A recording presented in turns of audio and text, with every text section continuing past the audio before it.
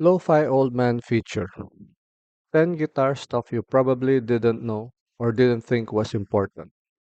Part 1. Number 1. The guitar industrial complex will always want us to buy one more guitar. Not only guitar, amp, and pedal companies, but YouTube channels and other stakeholders in the industry also. And so far, they've been successful at their intent. The electric guitar market alone hit $4.72 billion in 2024. Do I want it to be any different? Of course not. I'm as guilty as anyone out there in search for that one more guitar that will inspire me to play some more. Number 2. It is always easier to buy a guitar than to nail down one song. Buying a guitar is simply about hanging around the marketplace long enough and having some money, and then boom, one more guitar. But one more song? It takes days or weeks of practice with varying results.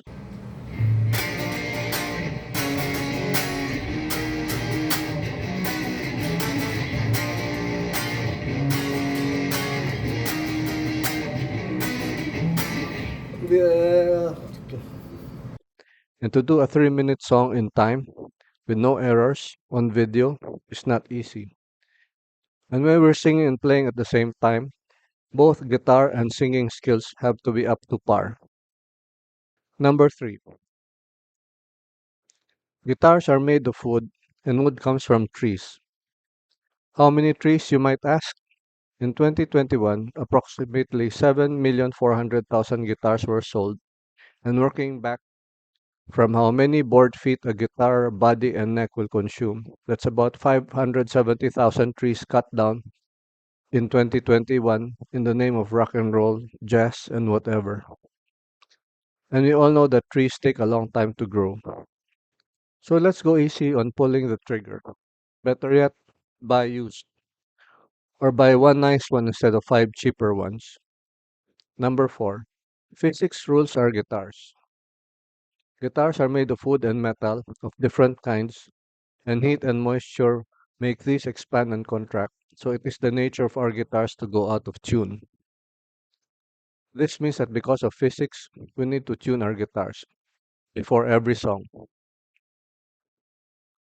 Sunlight and weather also affects guitar colors and finish, depending on the finish, such as nitrocellulose and old pigments. Now, wood fibers usually grow in roughly straight lines, and most guitars have wooden necks that need to be strong enough to resist the tension of the strings, and generally all guitars are strong enough to resist this tension, which averages 100 pounds or 45 kilos for electric guitars. Number 5. Because of physics, not all guitar necks and headstocks are strong enough to support the weight of the body. Let's look at a Fender neck.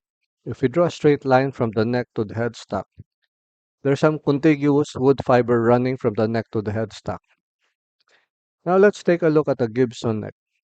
If we draw a straight line from the neck to the headstock, there isn't a lot of wood fibers that can go straight from the neck to the headstock. So what does physics tell us? It's just the bond between the fibers that are holding the neck together in a Gibson neck. Not the fibers themselves, but the bond between those fibers. We don't have to be a physicist or a wood expert to conclude that this kind of headstock is more likely to shear off. So if we can avoid it, let's not hang heavy guitars by the neck. While Les Pauls are the most popular make that are heavy and have these headstocks, I tend to avoid hanging any Gibson guitar. Yes, hanging guitar for display looks cool, but I don't think that kind of display is worth having to repair a neck break. To be fair, it's not about the brand, it's about the weight. I once had the privilege of meeting a 12-pound 1979 Stratocaster. The other issue is when we lie fenders on their backs, it looks like this. The whole back, from the body to the neck, lies flat. For Gibsons, it looks more like this. We don't have to be a rocket scientist to figure out what happens when this kind of neck falls on its back. It's not really a good idea to hang a guitar weighing 10 pounds or more by the smallest part, the headstock. If we really want to hang a guitar, let's find one of those braces that hang them by the body, not by the neck. A guitar rack or stand will also do fine. If we really want to hang a Les Paul by the neck, hang it, take a picture, then take it down. Hanging a Les Paul by the neck is like putting a 500-gallon overhead tank on top of the weakest part of our house. We're simply asking for trouble. And if we really like to believe the narrative that the Gibsons actually sound better after a headstock repair, well, that's up to you. Number 6. Some guitars will sound better than others. This is also about physics.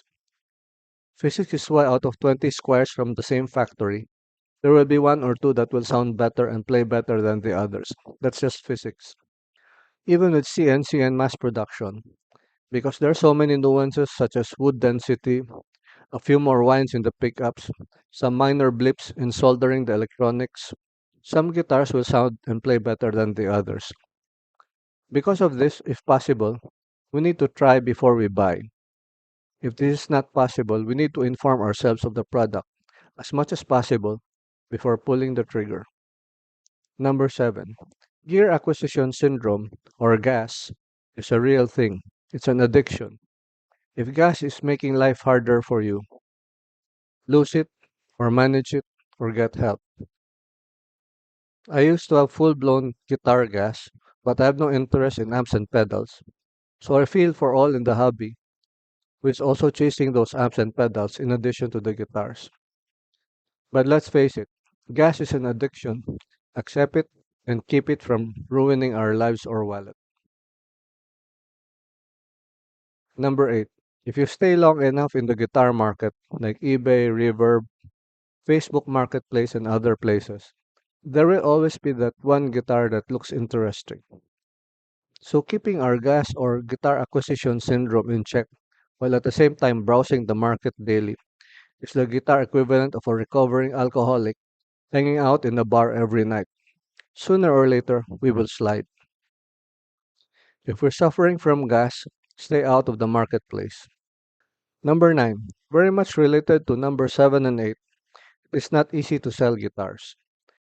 Unless we have something very special, it won't be easy to sell our Squires and PRS SEs, and it will be even harder to sell the higher end brands.